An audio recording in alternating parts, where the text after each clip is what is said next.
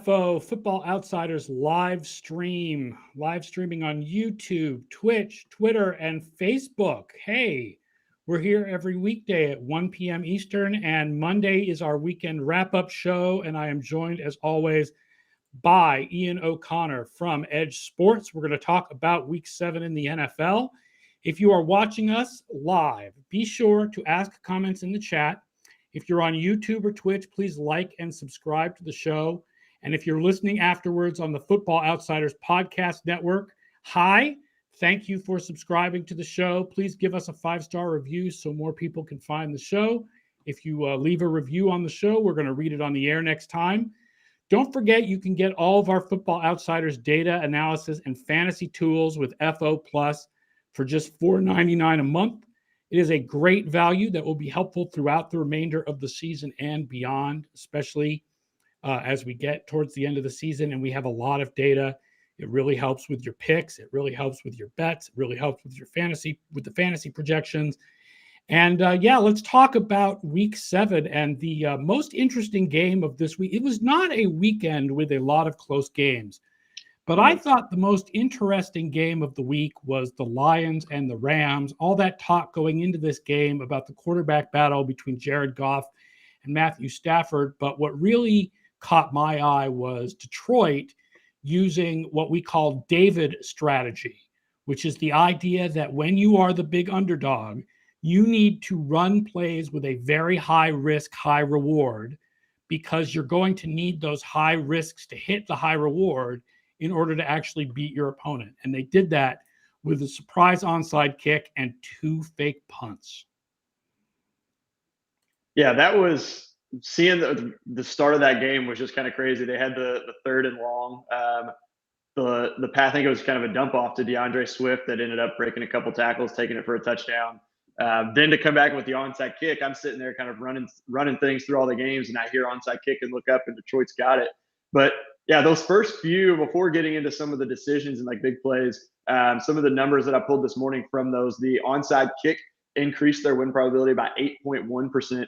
The first fake punt, our model actually slightly agreed with that decision to go for it. It was like plus 0.4%, very close.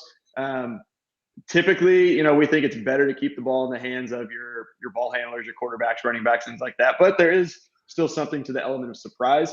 Right. It's hard to do analytics on fake punts because so often fake punts are about that you saw something about how the other team's punt coverage plays on film, and you found there was a weakness that you could exploit. Mm-hmm. And that's why you call the fake punt. And so analytics can't really do a breakdown of where the Rams put their gunners, right, to figure out like where, not their gunners, but their punt return blockers, mm-hmm, like to figure out whether it's right to do a fake punt in that situation.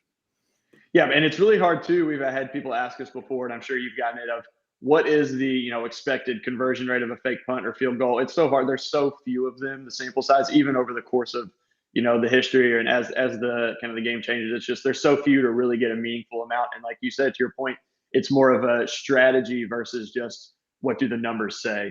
It's more picking up on those things that the numbers can't account for. But that first one converted, they added almost 8%, 7.7% on that one.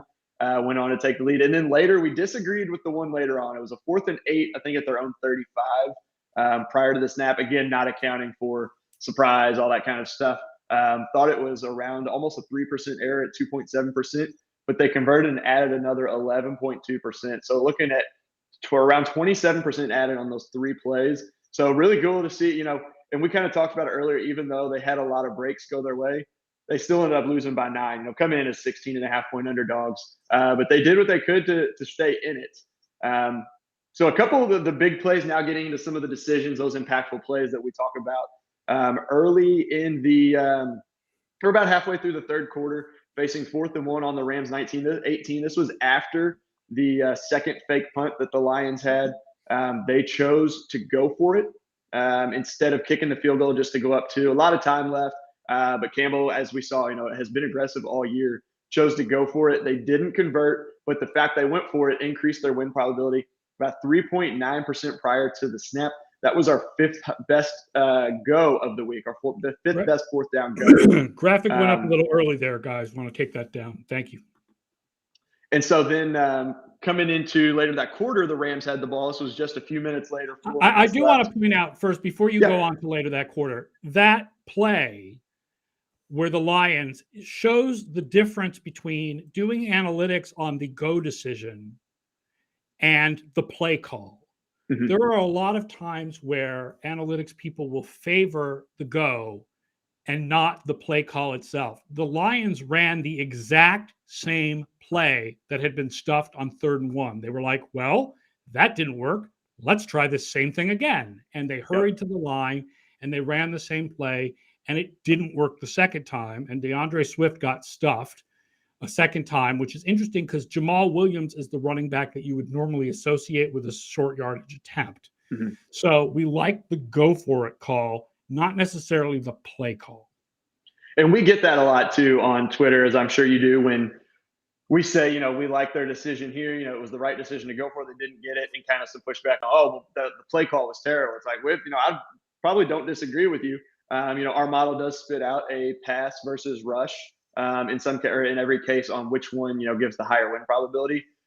Even if they go for it when it comes to those numbers, assessing it after the fact, even if we say the pass is better and they choose to run or vice versa, we'll assign them that higher, whatever the best is, because when it comes to actual play call, that's not our job. It's just looking at the decision. Different kinds of passes and different kinds of runs. Yeah. So, but we definitely don't have the play call, and that was not the optimal play call as far as the play that they ran. As you said, it was the exact same play and just got stuffed twice in a row. It was really a turning point there in that game, I think, because they had already converted that second fake punt. They're going down instead of taking the field goal, they're going for the touchdown, obviously, which is the smart play. Don't get it. Later in the same quarter, the Rams have the ball. Third quarter, 4 minutes left. They had 4th and 1 at the Detroit 46. So they moved it a little bit, but got stopped a little bit just beyond midfield. Chose to go for it, also playing aggressively. Added 6.3% win probability prior to the snap. Our best go call of the week. This actually, they didn't convert it. It ended up being an incomplete pass to Tyler Higbee, I believe, out of his reach. So both attempts failed to convert, but they were both the right call prior to the snap, as we always talk, kind of process over the results there. But the final notable big play came in the final seconds of the third quarter. The Rams got the ball back, facing 3rd and 12, 3rd and long at their own 22, 23 seconds left in the third quarter.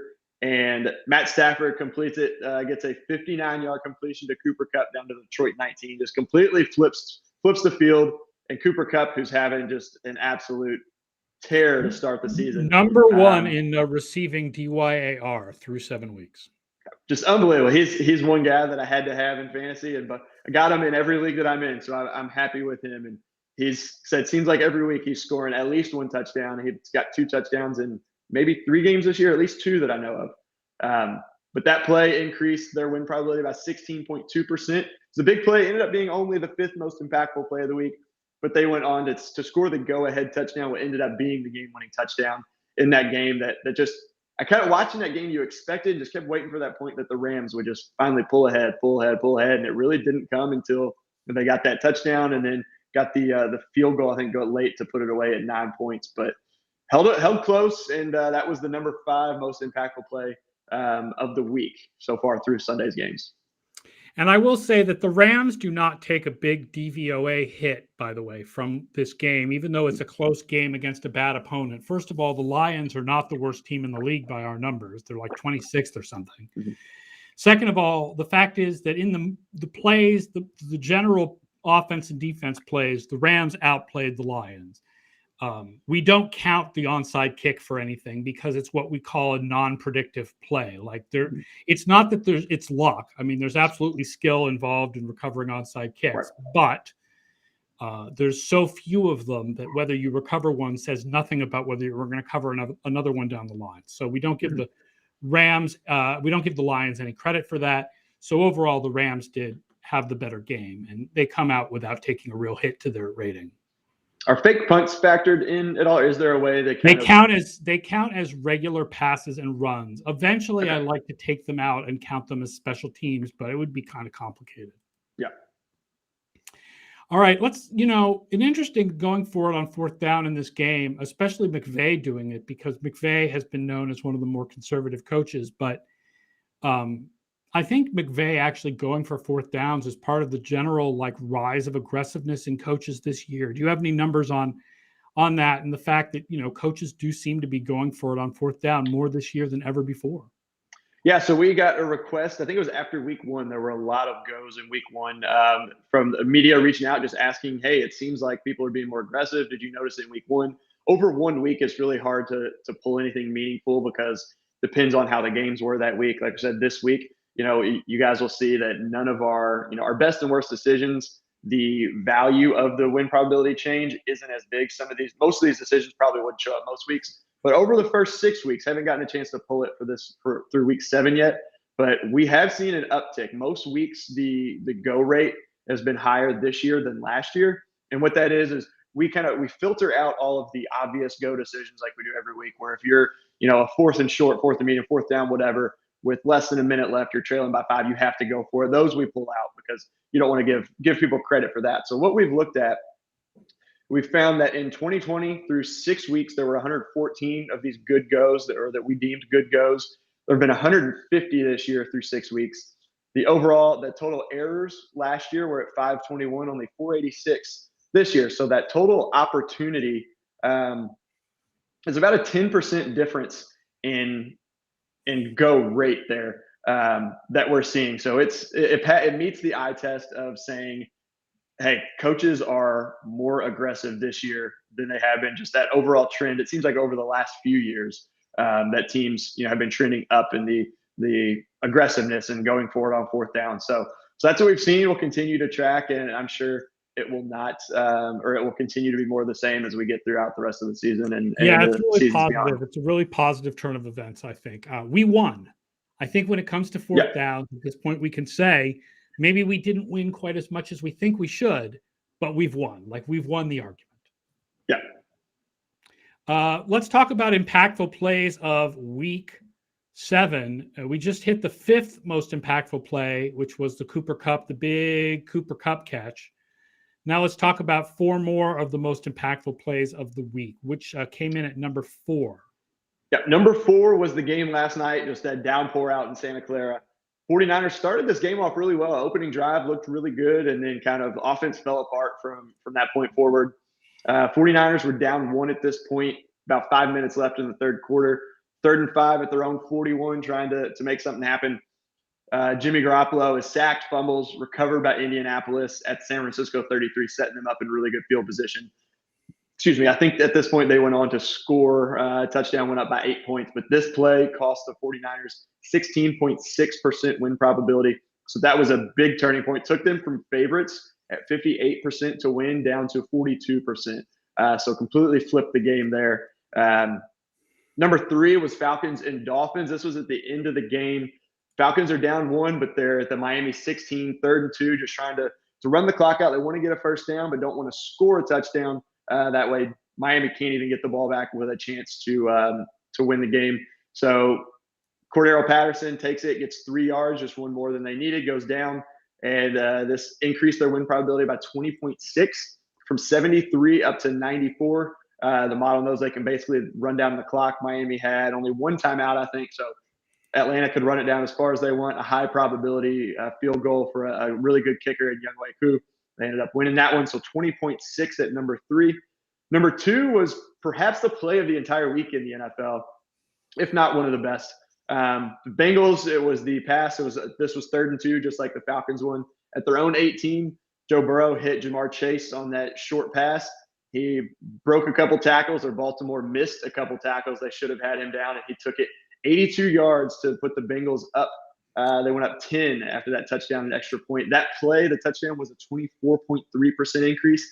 The Bengals were just slightly favored to win at that point. They had a 3-point lead, 6 minutes left in the third quarter. They were at 51.3. This took them up to 75.5 or 75.6. So over 3/4 of the time they win the game after that point. And then number one, Chase is third in receiving DYAR this year, and he is on pace to break the all-time rookie record, which is 431 by Michael Thomas, followed by 428 by Randy Moss. And Chase is on pace to beat both of them. Wow.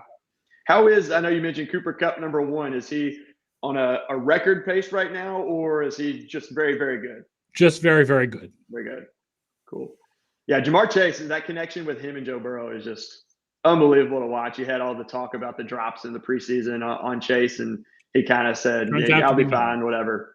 And here you go. So it's fun to watch. Yeah, that was the number two most impactful. Just a pretty awesome play there for the Bengals. They're top of the division right now, so having some fun in Cincinnati.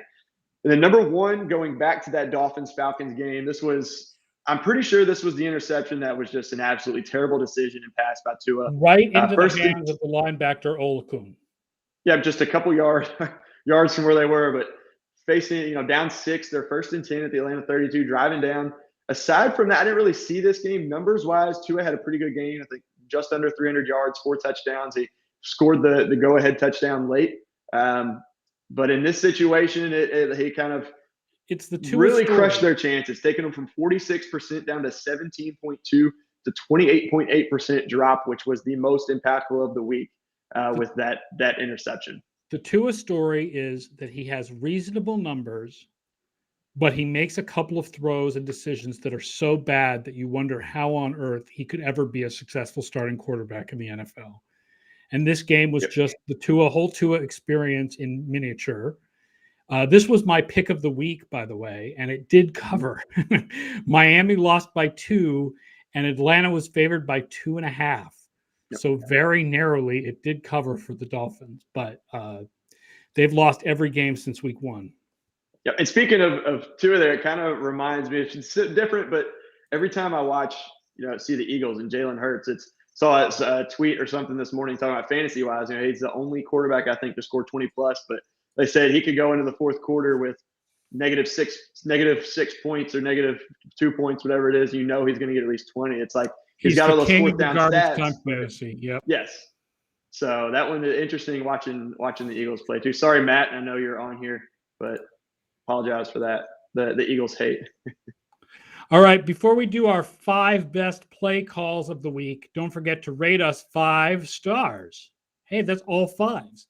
Leave us a review. Subscribe to All Football Outsiders content on your favorite podcast app or on YouTube or on Twitch. Make sure that you subscribe. Todd Singer says, can the models incorporate kicking a punt return back into your own end zone for a touchback? I don't think the models are that granular. No, but that was a really strange. I don't even know. Has that ever even happened? Because if it's happened, it's in the data set, but I don't know if a data set would say, by the way, it would just say muffed. You have a muffed punt that turns into a touchback roughly once every 2 or 3 years. But I don't know how many of those were kicked backwards by the return man the way they were last night. That was the San Francisco, wasn't it? What? That was the San Francisco game, wasn't it? I forgot about that one. Last night. Yep. All right. Top 5 decisions in terms of a positive impact on win probability. Yeah, starting number 5, we talked about this one a minute ago. The Lions, Dan Campbell is staying aggressive. Really glad to see this, though. I know we talked about this, but just another note that he took a lot of flack earlier, still has, and about being too aggressive. It hasn't seemed to bother him getting to his head because he's staying aggressive, knowing, it gives his team the best chance to win. And this was one, they were trailing by 1, 4th and 1, which is pretty much always a go in the model. Not always, but most of the time you're favored to pick up that 1 yard. This was at the Rams 18. It was a 3.9% gain in pre-snap win probability. Didn't get it, as we said. They sent Swift up the middle again, did not convert. But that was good for number 5. Number 4 is John Harbaugh, who shows up.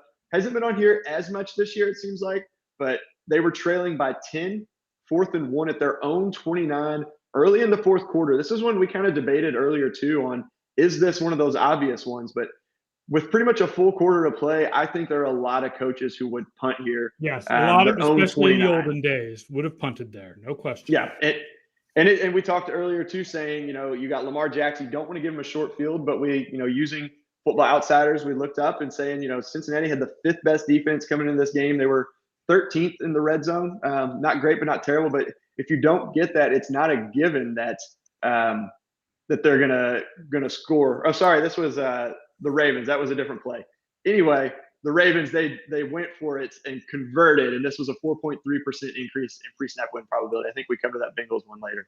But number 3, onto the Giants, Joe Judge, a guy who we've hammered on. Pretty much everyone has hammered on him for his decision making. This time he made a good decision, down 3-0. This one, I don't think there's really any coach that isn't going to do it at this point in time. 4th and goal at the 1. It's early in the game, 42 seconds left in the first quarter. Chooses to go for it. They don't convert, but they increase their pre-snap win probability by 5.1% on this one. And interestingly enough, Mitch, they didn't convert. 3 plays later, 4 plays later, whatever it is, it's kind of one of those best case scenarios. They forced a safety. So they got 2 points, got the ball back, were able to get the field goal and got up to that baseball score of 5-3 there for a while. But the right decision to go for it didn't work out, but they had kind of a best case scenario in the end, able to get the safety. The number 2 is Frank Reich, a guy we see on this list a lot. We'll actually see him on our worst decisions as well. They ended up getting the win, but this one was 4th and 1 at the San Francisco 49, just across midfield. 3rd quarter, 11.5 minutes left, so still a lot of time. They chose to go for it. This was a 5.3% increase in win probability prior to the snap. Jonathan Taylor picked it up. There was almost a bad outcome here, fumbled, but was recovered by his teammate, luckily for them.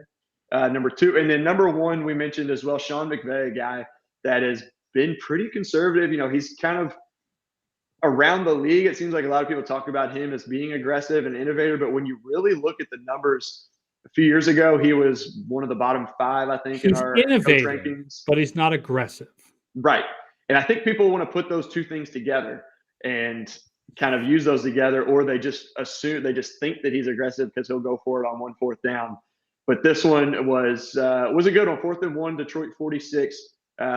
Wish that we could see him do this against better opponents. We were talking on our podcast earlier as well, kind of surprising, wondering if he would do this if it was against the Cardinals or another quality opponent versus the Lions, where even though it was a close game, they should still win it eventually. And chose to go for it. They didn't convert, but it was a 6.3% increase in win probability prior to the snap. I will point out the number 2 best coaching decision by Reich. That was also the play where Kyle Shanahan threw a very strange challenge flag that everyone felt like the fumble recovery by Indianapolis was completely obvious, and he blew a timeout that they might have needed later. Yeah, the commentator said the same thing, and I was trying to figure out if there was something that I missed on the play because he clearly got the yardage. It was clearly recovered by his teammate. So, yeah, that was very confusing. Reuter NFL says, just did a quick search via PFR. The percent of 4th down plays that are pass or rush instead of punt or field goal has gone from 17.6% in 2017 to 30.8% so far this year. So it is definitely up, including up from last year when it was at 28.7%. Yeah. Thanks for those numbers. That definitely also helps show that the aggressiveness is up, but nobody's perfect. So let's talk about the decisions that coaches had that had the most negative impact on the game in terms of win probability. Yeah, our number 5 comes in from Thursday, which seems like forever ago. But the Browns had that opening drive touchdown. They went down the field, looked great on that first drive. Dearness Johnson had an awesome night in his first NFL start. But on the flip side, the Broncos got the ball, quickly got into a 4th and 1 at their own 34. This is one that we've talked about on this stream.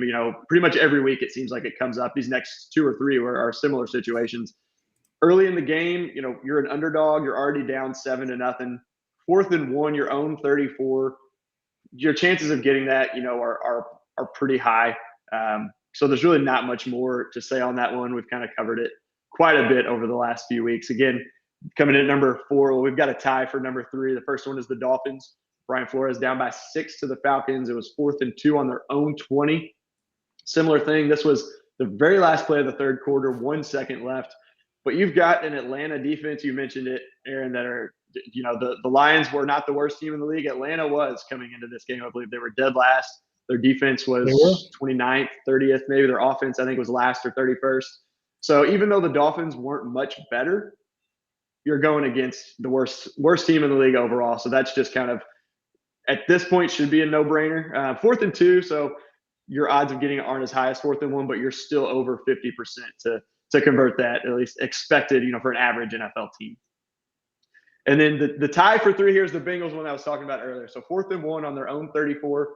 This one is not as indicative of the coach per se, because Zach Taylor has actually been really good this year on 4th downs, especially in his own territory. He's had a couple, I think, inside his own 30 that he's gone for. One he converted, one he did not. He may have had another 1 or 2 of those, but he's been surprisingly one of the more aggressive this year, more of the more aggressive coaches we've seen. And this was one, though, where he didn't go for it. Cost them a 2.6% pre-snap win probability. The Dolphins was the same. I don't know if I mentioned the Broncos was 2.4. So number 5 was 2.4, and then the 2 tied for number 3 are 2.6. And as I was getting into on the other play, I got ahead of myself. Baltimore, the Bengals have the number 5 defense. So you give Lamar a short field, but they've had a very good defense through 6 weeks coming into this game. Their red zone defense, I think, was 13th through 6 weeks. So not terrible, not great, but it's not a given that Baltimore is going to score that one. It's still early in the game. They're just a few minutes into the second quarter. And again, you're just expected to pick up that 1 yard much more often than you're not. I think mostly it's close to like 2 out of 3 you're expected to convert there. On to number 2 is Matt Rule, who's a guy that is just, you never know what you're going to get from him. I think it was his opening drive. They had a 4th and 1 at their own 36. He went for it. They converted. It was an awesome play. But then you come back later, they're down only 2. It's 5-3 halfway through the third quarter. 4th and 2 at their own 41. So 5 yards further. Low scoring game. You got to score some points. Get down the field, but he chose to punt. It was a 3% loss in pre-snap win probability. So just kind of confusing from him. Never know what he's going to do when it comes to 4th downs. And then he had the one earlier where he punted, I think, from like the 35, his opponent's 35 or 36. That was just kind of a head scratcher. So not surprised to see him on here, but it's never a surprise to see him on the best decisions either. So we'll kind of see if he kind of creates his own identity going forward, chooses to do one or the other, but not really expecting it based on what we've seen the last couple of years or this year and last year from him. The number 1 is who we mentioned earlier. Frank Reich shows up on our best decisions, also has our number 1 worst. So this is kind of a not really confusing one, but up 1, little less than halfway through the third quarter, a 4th and 4 at the San Francisco 40. Goes out, pulls the old, we're going to try and draw them off sides. Instead of using a timeout, at least, took the delay of game. But this one, we like the go for it over the punt. We even like the field goal over the punt. But that's not really – we're not able to specifically account for the fact that it's basically a monsoon out in California. There's no specific input for that. We got asked that on Twitter last night. We've got asked that before. But the model is trained on data that encompasses all types of weather. So it is included in our play-by-play as far as games in high winds, games in a lot of rain, games in a lot of snow. But there is no direct input for that. But still, this was a 3.1% win probability decrease versus going for it by choosing to punt. Taking that delay of game, we kind of count that as a punt because you had no intention of going for it. So we counted it the 4th and 4 instead of the 4th and 9. So, yeah. Remember, you can find all of this stuff at the EdjSports.com top 5s section in the editorial section at EdjSports.com. That's EdjSports.com.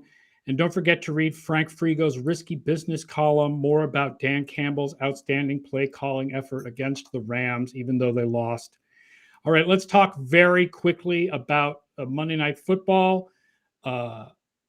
The Saints are currently -4 over the Seahawks with Geno Smith. So far, it's been a huge drop-off. Russell Wilson with 52% passing DVOA when Wilson is the quarterback versus -2% when Smith is the quarterback. What are your thoughts about this game there, Ian? Yeah, so this one we've got kind of surprising. It's -4 right now, I think, in the market in favor of New Orleans. We've got this close to a pick 'em. Partly in one thing we talked about earlier is home field advantage. We still have that kind of baked in, a fairly significant amount, a couple points there, 2 to 3. So we actually think this is probably closer to the line in the market, but we still like Seattle just slightly against the spread. It would probably be, not even counting home field advantage. But right now we've got it at about a pick 'em. So to push or to cover that minus or +4, we've got it about 60% for Seattle. The over under, we actually like the over in this one. The market total is 42 points. We've got it at 46. And one thing I was looking at just based on their past schedule, even with Geno Smith last week, it took overtime, but Seattle went over 42 points. They went over 42 points in that game that he came in against LA. All their other games have gone over 42. And New Orleans has had all their games go over 42 points, except for their first 2 of the season, which was a blowout loss and a blowout victory. So we like the over in this one.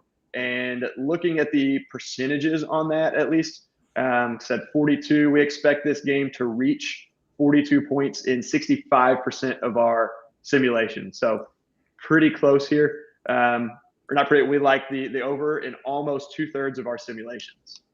And it's interesting. I have the opposite of you. I have the Saints. Football Outsiders picks like the Saints. Our projected line is something like -6.